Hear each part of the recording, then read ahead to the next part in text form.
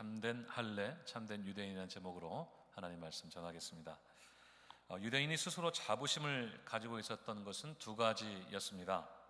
하나는 율법이고 또 하나는 할례입니다. 먼저 그들은 율법을 받은 사람들로서의 자부심이 대단했습니다. 하나님께서 모세를 통해 직접적으로 주신 그 율법을 소유한 사람들이었기 때문에 그들의 자부심은 이루 말로 표현하기가 어려울 정도였습니다. 지난주에 말씀드렸습니다만 나만 있고 다른 사람이 없는 소중한 무언가가 있을 때 우리에게는 자연스럽게 자부심이 생깁니다.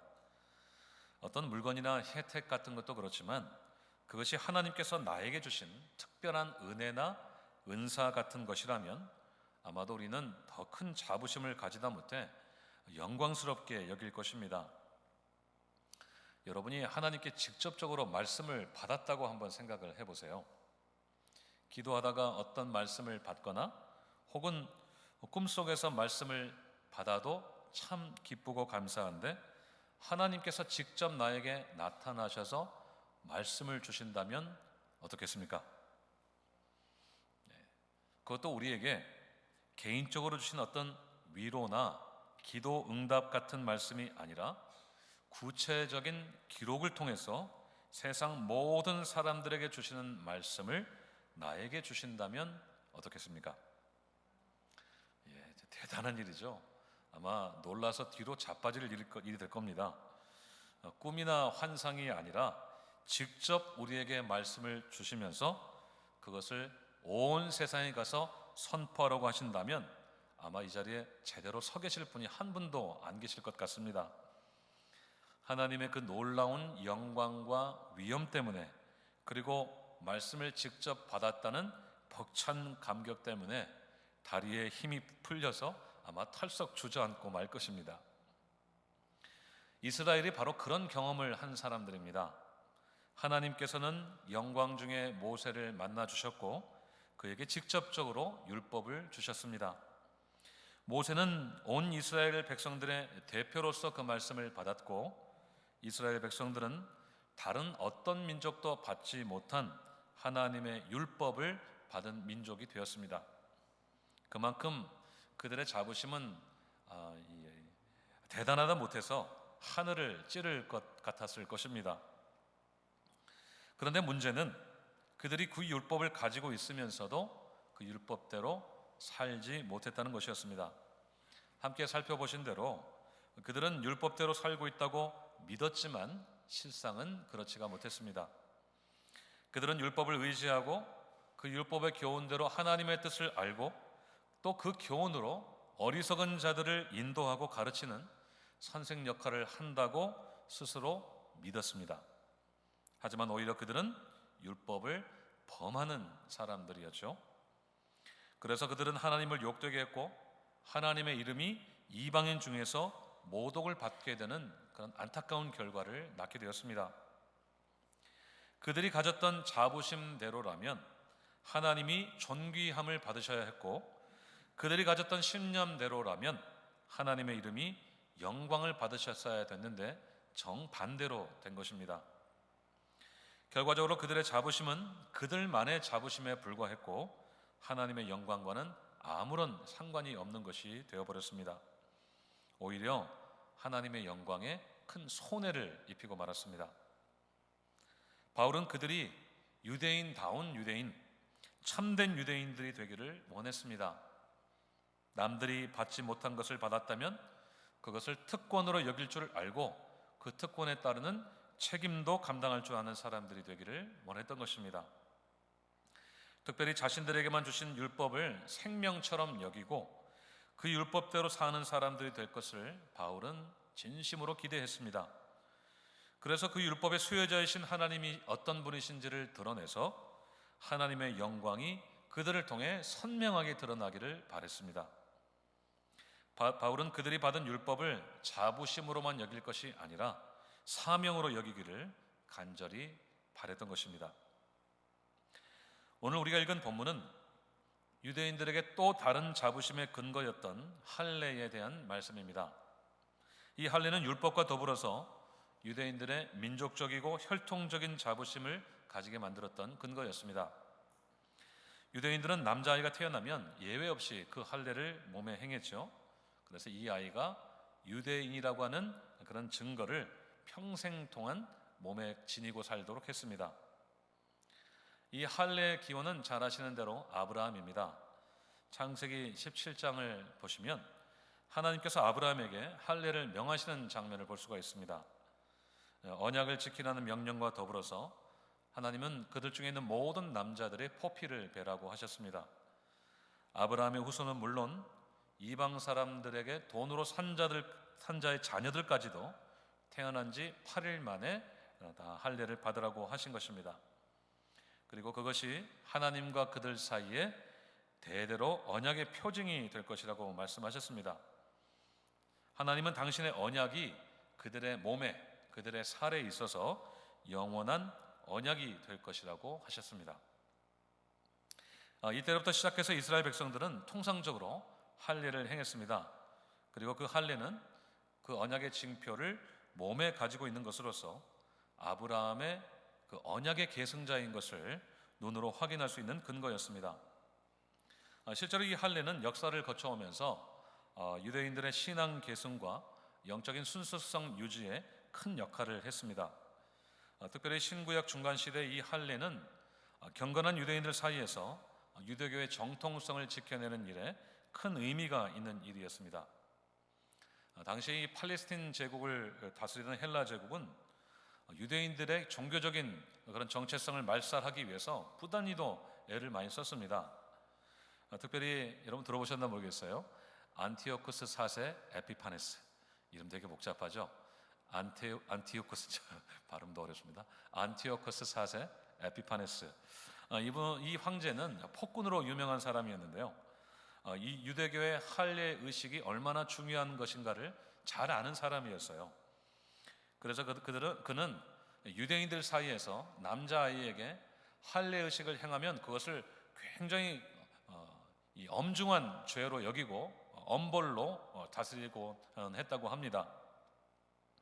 당시의 문헌들의 기록을 보면 경건한 유대인들이 에피파네스의 이러한 억지 정책에 격렬하게 저항을 했던 것을 알 수가 있는데요. 자신들이 이방인의 음식으로 더럽혀지거나 거룩한 언약을 속되게 하기보다는 죽음을 택했다고까지 전해지고 있습니다. 그러니까 죽을 각오를 하고 자녀들에게 할례 의식을 행했다고 하는 것이죠. 그만큼 할례 의식은 유대인들이 목숨을 걸고 지켜냈던 그들의 종교적인 가치였던 것입니다. 특별히 억압을 받고 있는 상황에 더해서 유대인들이 자꾸만 세속화되고 있는 그런 상황이 더해지면서 이 할례의 중요성은 더욱 크게 부각되었습니다. 좀 전에 말씀드린 안티오쿠스 4세, 이 에피파네스 이전에 헬라 제국을 다스렸던 이 안티오쿠스 3세는 유대인들에게 매우 관대한 정책을 펼쳤다고 그래요. 그래서 여기저기 유대인들이 비교적 수월하게 살 수 있도록 이렇게 많은 정책을 펼쳤다고 하는데요. 자연스럽게 유대인들은 이방인들과 통혼을 하면서 그들이 가진 이방 종교를 받아들이게 되었습니다. 점점 문화적으로는 헬라화 되어가고 종교적으로는 이방 종교화가 되어가고 있었던 것입니다. 그렇게 유대교의 정통성이 점점 희미해져가는 상황 속에서 이 할례는 유대교를 다른 이교들로부터, 이방 종교들로부터 분리하는 일에 매우 상징적인 역할을 했던 겁니다. 사실 오늘날에도 정통 유대교인들을 보면 복장이 좀 특별하지요. 직접 보신 적 있으십니까? 까만 이 복장에 이런 모자를 쓰고, 또 남자들도 머리를 막 닦기도 하고 이런 것을 보실 수 있죠. 그러니까 메시지는 그거예요. 우리는 여러분들과 다릅니다. 구별됩니다. 우리는 아브라함의 후손입니다. 언약의 계승자입니다. 이런 메시지인 거죠. 얼마나 그들 자신의 종교성을 지켜내려고 하는지 그들의 의지가 분명히 보이는 가시적인 그런 증거들입니다. 바울이 오늘 그들의 할례에 대해서 주목하고 있는 것이 바로 이 때문입니다. 그들이 할례를 얼마나 중요하게 생각하고 있는지를 잘 알기 때문에 바울은 그 할례 문제를 끄집어내어서 이야기하고 있는 것입니다. 오늘 본문 25절 말씀을 함께 큰 소리를 읽도록 하겠습니다. 25절 시작. 내가 율법을 행하면 할례가 유익하나 만일 율법을 범하면 내 할례는 무할례가 되느니라. 아멘. 이 바울이 할례에 대해서 이야기를 하기 시작했을 때 아마도 유대인들의 귀가 쫑긋해졌을 겁니다. 왜 그럴까요? 자신들의 몸에 할례가 있기 때문이죠. 이 할례에 할자만 나와도 아마 대번에 반응을 했을 겁니다. 내 이야기 하네? 무슨 이야기 하려고 저러지? 하면서 그냥 촉각이 곤두섰을 겁니다. 바울이 이 할례에 대해서 어떻게 말했습니까? 그들이 율법을 행하면 할례가 있고 율법을 지키지 않으면 그들에게 있는 할례가 무할례가 된다고 했습니다. 이 바울의 말은 할례 그 자체가 무가치하다는 이야기가 결코 아닙니다. 할례는 중요하고 귀한 것인데 그것의 진정한 의미가 어디에 있는가 하는 것입니다. 할례가 어떤 경우에 유익하다고 했습니까? 율법을 행할 때 유익하다고 했습니다. 그들이 가지고 있는 율법대로 행할 때 할례가 그 가치를 비로소 가지게 된다는 것이죠. 그들의 몸에 있는 할례가 가치를 가질 때는 그들이 율법대로 살 때라고 하는 것입니다. 바울은 지금 율법과 할례 이 두 가지를 다 동시에 말하고 있습니다. 유대인들이 가장 중요하게 생각하는 것, 그들의 자부심의 근거일 뿐만 아니라 민족적이고 혈통적인 정체성의 최후의 보루를 여겨진 이 율법과 할례를 동시에 다루고 있습니다. 이 두 가지가 서로 떨어진 것이 아니라 서로 얽혀 있다는 것을 의미하는 것이겠죠. 할례가 그들의 몸에 평생 있기 때문에 가치가 있는 것이 아니라 율법대로 살 때 그것의 가치를 가지게 된다는 것입니다. 실제로 이 할례는 율법을 몸에다가 실천하는 것 아니겠습니까? 아브라함에게 언약을 주신 말씀 그대로 따르고 순종하겠다는 이 헌신의 서약을 자신들의 몸에다 한 것입니다. 그런데 만약에 그들이 율법대로 살지 않으면 그 할례가 어떻게 된다고 했습니까? 무할례가 된다고 했습니다. 할례의 의미가 없어지게 된다는 그런 의미가 되겠죠. 몸에 할례가 있기는 하지만 아무런 의미가 없는 형식에 불과하게 된다, 이런 말씀을 하고 있는 겁니다. 자, 그렇다면 유대인들의 몸에 있는 할례가, 그들이 지금 몸에 가지고 있는 할례가 의미가 있다는 말입니까? 없다는 말입니까? 현재 그들의 삶을 놓고 볼 때는 할례가 없다는 이야기가 됩니다. 이미 살펴보신 대로 그들은 율법에 합당하게 산다고 믿었을 뿐이지 정작 율법과 상관없이 살았습니다. 오히려 율법을 범하면서 살았죠. 그렇기 때문에 바울의 말대로라면 그들에게 있는 할례는 다 무효가 되는 것입니다. 할례가 무할례가 된다는 말씀이 됩니다. 여러분, 이거 얼마나 충격적인 말입니까? 여러분들이 유대인이라면 아마 귀로 자빠지고도 남을 만한 말이에요. 당신의 몸에 있는 그 할례가 무효다. 이 말이 무슨 뜻이에요? 당신은 유대인이 아닙니다. 당신은 아브라함의 후손이 아닙니다. 하나님의 언약을 받은 백성이 아닙니다. 결과적으로 당신은 구원받지 못했습니다. 이런 말을 지금 유대인들에게 하고 있는 겁니다. 이건 거의 폭탄 선언에 가까운 이야기가 되겠죠. 율법을 제대로 지키며 살지 못했던 그들에게는 매우 큰 충격이 되었을 것입니다.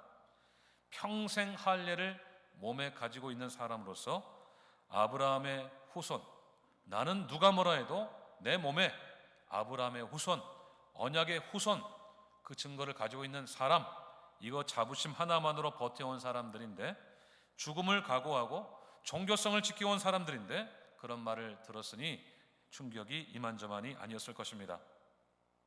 그런데요, 충격이 채 가시기도 전에 바울은 이어서 말합니다. 26절과 27절을 연속해서 보겠습니다. 26절과 27절 시작. 그런즉 무할례자가 율법의 규례를 지키면 그 무할례를 할례와 같이 여길 것이 아니냐. 또한 본래 무할례자가 율법을 온전히 지키면 율법 조문과 할례를 가지고 율법을 범하는 너를 정죄하지 아니하겠느냐. 아멘. 자, 무할례자가 율법의 규례를 지키면 어떻게 된다고 했습니까? 무할례를 할례와 같이 여긴다고 했어요. 심지어는 그들이 율법을 온전히 지키면 율법을 가지고 있으면서도 그것을 범하는 유대인들을 정죄하지 않겠느냐고까지 했습니다. 충격이 지금 연타로 날아오고 있죠. 유대인들의 입장에서는 얼마나 억울한 일이 되겠습니까? 율법을 받지도 않은 사람들이 율법을 지킨다는 것도 잘 납득이 안 되지만 그들이 율법을 지킨다고 해서 무할례가 할례가 된다고 하는 것은 더 용납할 수가 없었던 일이었을 겁니다. 더 자존심이 상하는 일은 무할례자들이 자신들을 정죄할 수도 있다는 것입니다.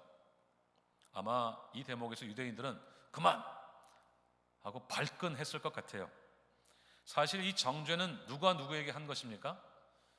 유대인들이 이방인들을 향해서 한 것 아니겠습니까? 율법도 없는 사람들이, 몸에 할례도 없는 사람들이, 이방 종교나 섬기는 사람들이 라고 하면서 유대인들이 이방인들을 향해서 했던 것입니다.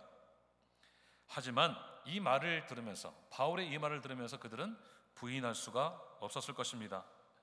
그들이 다 율법을 지키지 못했다는 것은 그들 자신이 먼저 알고 바울도 다 아는 일이었기 때문입니다. 또 주변의 이방인들 중에서 자신들보다 더 율법에 가깝게 사는 사람들이 있다는 것도 그들은 알았을 것입니다. 여러분, 사시다 보면 그런 분들 있잖아요. 교회는 안 다니시는데, 예수는 안 믿으시는데 성경적으로 사시는 분, 착하고 선하게도 살고 또 남을 잘 섬기면서 사는 분도 주변에 있지 않습니까? 지금 그런 경우입니다. 이 대표적인 예가 사도행전 10장에 나오는 고넬료라고 하는 로마 군대의 백부장입니다.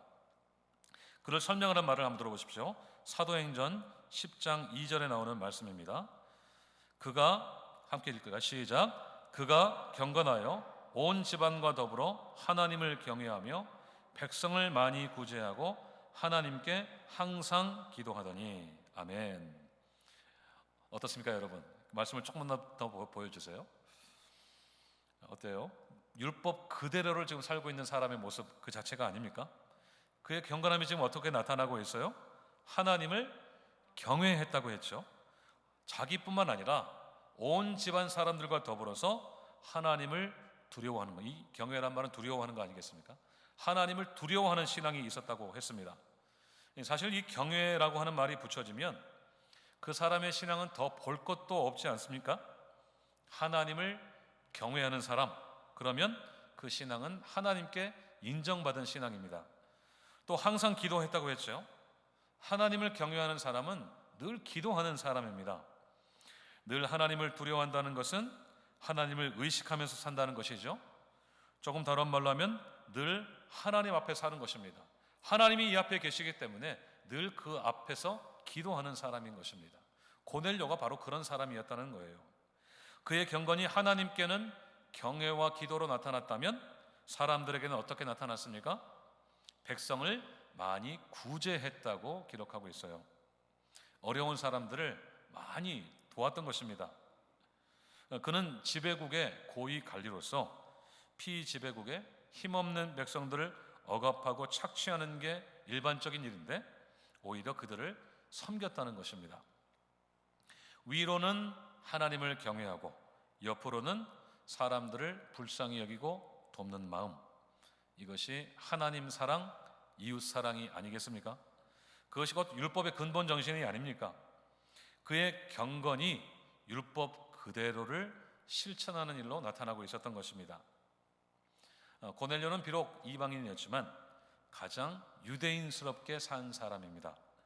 율법도 할례도 하나도 없는 사람이었지만 가장 할례 받은 사람답게, 율법 있는 사람답게 살았던 사람입니다.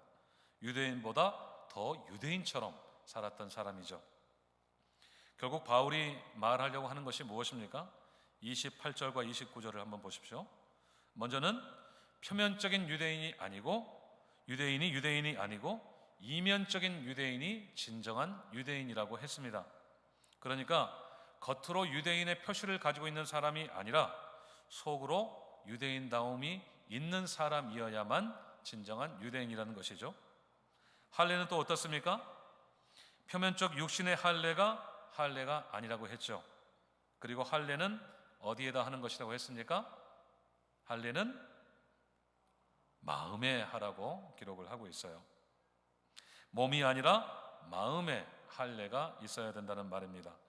그러니까 하나님의 백성인 표가 겉으로 드러나는 외적인 조건들이 아니라 내면에 있어야 된다는 말씀입니다.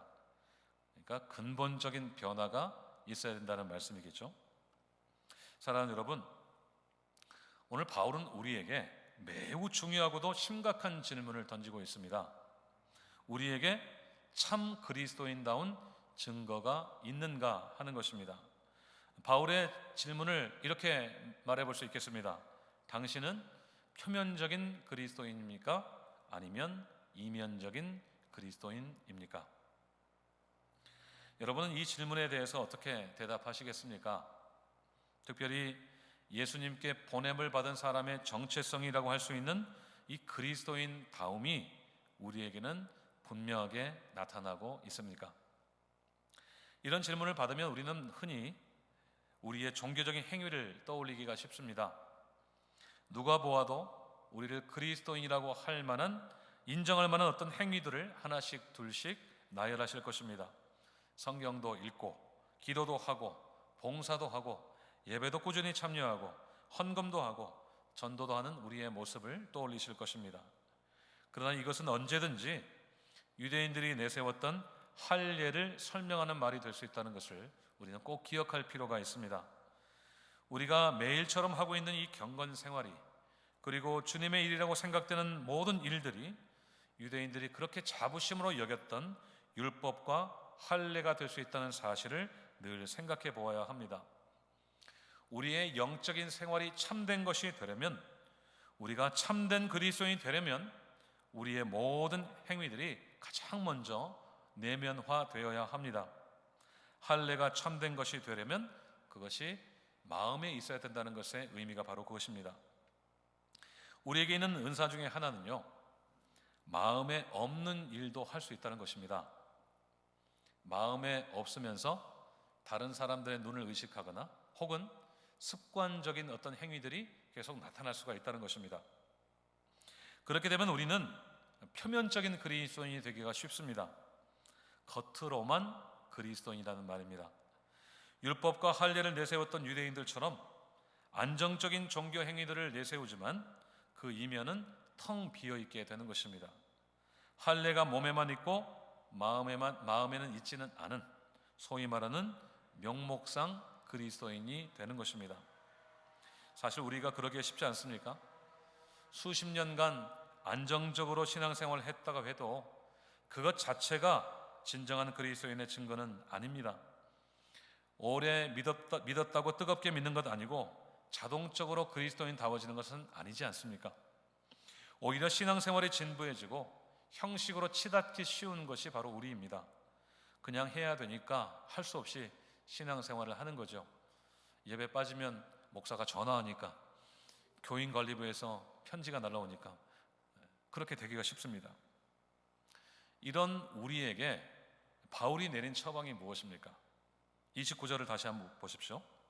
할례는 어디에 달아 있습니까? 마음에다 하라고 했는데요, 그 다음이 중요해요. 마음에 하는 이 할례가 어디에 있다고 했습니까? 영에 있다고 했습니다. 이 말을 꼭 기억하셔야 됩니다. 이 영에 있다는 말은 이 한글 번역이 조금 애매하긴 한데요, 이 본래적인 의미로는 성령에 의한 것이다, 이렇게 이해할 수 있습니다. 그러니까 우리의 마음에 행하는 할례는 누가 하는 할례라는 것입니까? 성령님께서 하시는 할례라, 이런 의미가 됩니다. 근본적으로 우리의 내면을 바꾸시는 분이 바로 성령님이시라는 말씀이 됩니다. 모세도 이미 이 마음에 하는 할례에 대해서 말한 적이 있습니다. 신명기 10장 16절을 집에 가서 꼭 한번 찾아보십시오. 마음의 할례를 행하고 목을 곧게 하지 말라고 했습니다. 예레미야도 비슷한 말을 했어요.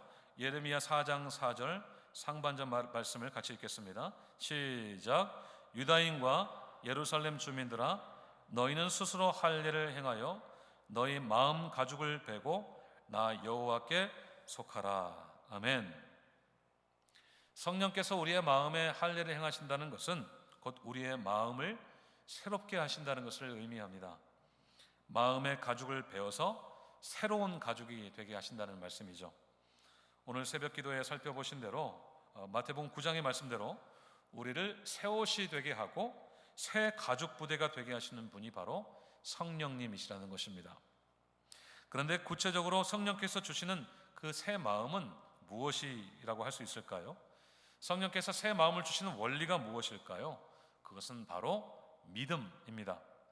성령님은 우리에게 처음 예수님을 믿는 믿음을 주실 뿐만 아니라 계속해서 우리가 참다운 그리스도인으로 살아갈 수 있도록 믿음을 공급하시는 분이십니다. 갈라디아서 5장 5절과 6절 말씀, 참 중요한 말씀인데요, 우리 함께 읽도록 하겠습니다. 시작. 우리가 성령으로 믿음을 따라 의의 소망을 기다리노니 그리스도 예수 안에서는 할례나 무할례나 효력이 없으되 사랑으로서 역사하는 믿음뿐이니라. 아멘. 우리가 의롭게 될 수 있는 소망의 근거, 의의 소망의 근거가 오직 믿음인데, 그 믿음은 누가 주신다는 것입니까? 성령께서 주신다는 것입니다. 그리고 여기서 결정적으로 중요한 것은 할례나 무할례나 아무런 효력이 없고 무엇뿐이라고 했습니까? 사랑으로 역사하는 믿음뿐이라고 말씀하고 있습니다. 오직 성령께서 주시는 믿음이 우리가 의롭게 될 수 있는 유일한 소망이라고 하는 것입니다. 이 땅에 사는 모든 인생이 궁극적으로 바라는 것, 하나님께 의롭다고 인정받을 수 있는 유일한 길이 오직 성령께서 주시는 믿음뿐이라고 하는 말씀입니다. 이것이 우리 죄인들이 하나님께 갈 수 있는 유일한 소망이라고 하는 것입니다. 여러분, 모든 사람의 마음속에는요, 의에 대한 갈망이 있어요. 왜 그런지 아세요? 원래 우리 안에 의가 있었기 때문에 그렇습니다. 하나님께서 우리를 만드실 때 하나님의 형상으로 만들었죠. 그것은 하나님의 의가 우리 안에 있었다는 것을 의미합니다. 하나님의 의로움이 우리 안에 있어서 우리는 하나님의 백성이고 천국 백성이고 하나님의 선택받은 사람이라는 것이 우리 마음 가운데 증거로 있었어요. 그런데 아담과 하와가 불순종해서 타락함으로써 우리 안에 의가 어떻게 됐어요? 상실되었어요. 우리 안에 의가 파괴되었습니다. 그래서 우리 안에 있는 의는 흔적만 남아있어요. 우리 안에 온전한 의가 없어요. 그 증거가 무엇인가? 양심입니다. 우리 안에 선하게 살고 싶은 마음, 착하고 의롭게 살고 싶은 마음, 하나님을 섬기고 또 사람들에게도 잘해주고 싶은 마음이 우리 안에 남아있는 그 양심이 증거예요. 모든 사람들의 마음 속에는 그렇게 의롭게 되고 싶은 그런 마음의 소원이 있어요. 원래 있던 것이 상실되었기 때문에 그것을 다시 찾고 싶은 마음이 있다는 것입니다. 하지만 우리가 아무리 착하고 의롭고 선하게 살려고 해도 우리는 그때마다 매번 좌절하죠. 어느 정도는 할 수 있지만 결정적인 순간에는 그것을 포기하는 것이 우리입니다. 우리 스스로 선하고 착하고 의롭게 살려고 할 때마다 번번이 실패하고 낙심하는 것이 우리입니다. 사람은 근본적으로 의롭게 되려는 속성이 있어요. 그리고 그 의가 사람에게가 아니라 신 앞에, 하나님 앞에 인정받고 싶은 마음이 있다는 것입니다. 하지만 번번이 실패하기 때문에 우리 마음 가운데는 그것을 바라기만 할 뿐이에요. 좀 의롭게 되었으면, 의롭다고 인정받을 수 있으면 하는 그런 소망이 있을 뿐입니다. 그런데 그 소망이 어디에 있다는 것입니까? 우리 안에 있는 성령께서 주시는 믿음으로만 가능하다는 것입니다. 그래서 오늘 이 갈라디아서 말씀은 의의 소망, 이렇게 분명하게 이야기를 하고 있는 것이죠. 사실 이것이 바울이 로마서 2장 전체에서 말하려고 하는 핵심 메시지입니다. 바울은 유대인들이 율법이나 할례를 가지고 있다는 것으로 스스로를 의롭게 여기는 것에 대해서 매우 날카롭게 비판을 했습니다. 율법을 행해야 할례가 진정한 할례가 되고 참 유대인이 된다고 했습니다. 그런데 바울의 궁극적인 의도는 결코 그들이 율법의 행위로 의롭게 되지 못한다는 것을 깨닫게 되는 것이었습니다. 그들 몸에 있는 할례도 아니고 그들이 가지고 있는 율법도 아니고 오직 믿음 의로만 의롭게 된다는 것을 그들이 깨닫기를 원했던 것입니다. 그래서 궁극적으로 그들이 의롭게 될 수 있는 소망이 오직 성령께서 주시는 믿음에 있다는 것을 그들에게 알려주려고 했던 것입니다. 그들의 소망의 근거가 율법도 할례도 아니라 오직 믿음에 있다는 것입니다. 그들의 마음에 할례를 행하시는 성령께서 그들에게 주시는 믿음이 그들이 그렇게도 갈망하는 의의 소망의 근거가 된다는 것을 바울은 진심으로 알려주고 싶었던 것입니다. 사랑하는 여러분, 진정한 그리스도인은 믿음의 사람입니다. 성령께서 날마다 우리의 마음에 베푸시는 그 할례를 통하여 주시는 그 믿음을 공급받는 사람입니다. 전에 안 믿어졌던 것들이 믿어지고, 얄팍했던 믿음이 깊어지고, 어렸던 믿음이, 쉽게 흔들리던 믿음이 성장해져가는 역사를 경험하는 사람입니다. 그 믿음으로 우리가 그리도 갈망하는 의로움을 얻는다는 소망을 가진 사람입니다. 여러분, 우리가 그 소망을 가지면 어떻게 되겠습니까? 고넬료 같은 참다운 경건의 사람들이 다 되지 않겠습니까? 위로는 하나님을 경외하고, 옆으로는 이웃을 돕고 섬기며 늘 기도하는 사람이 될 것입니다. 하나님 사랑, 이웃 사랑을 실천하며 사는 사람들이 될 것입니다. 누가 보던 보지 않든 상관없이 하나님께 인정받는 경건의 삶을 살아가게 될 것입니다. 저는 우리 모두가 표면적인 그리스도인, 명목상의 그리스도인, 명찰만 달고 있는 그리스도인이 아니라 진정한 그리스도인이 되기를 간절히 소원합니다. 보냄받은 사람은 성령의 사람이고, 그 성령께서 날마다 공급하시는 믿음으로 사는 사람입니다. 오늘도 우리 마음에 가죽을 베시는 성령님께 우리의 삶을 온전히 맡겼으면 좋겠습니다. 그리고 그 성령 하나님만 주실 수 있는 의의 소망을 가지고 마지막 날을 기다리는 참다운 그리스도인이 되기를 간절히 소원합니다. 우리가 아까 찬양했죠. 소망 없는 수많은 사람들, 특별히 의의 소망이 없는 수많은 사람들에게 우리가 이미 누리고 있는 하나님께서 우리에게 주시는 그 의의 소망을 나눠주는 사람들이 다 될 수 있기를 간절히 소원합니다.